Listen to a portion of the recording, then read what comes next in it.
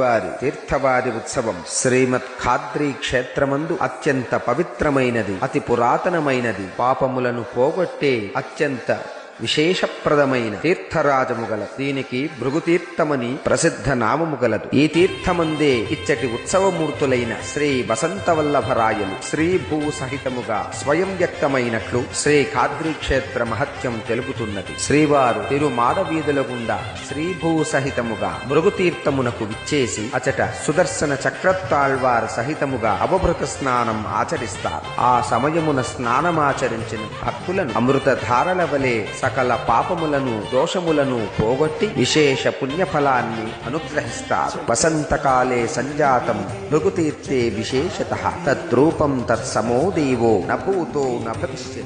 శుభం భూయా స్వస్తి.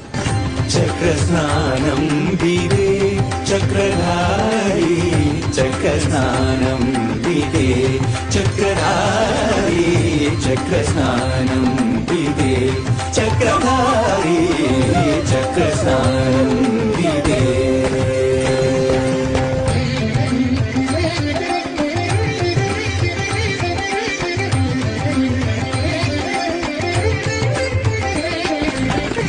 నక్రహరణుని విక్రముని, నక్రహరణుని విక్రముని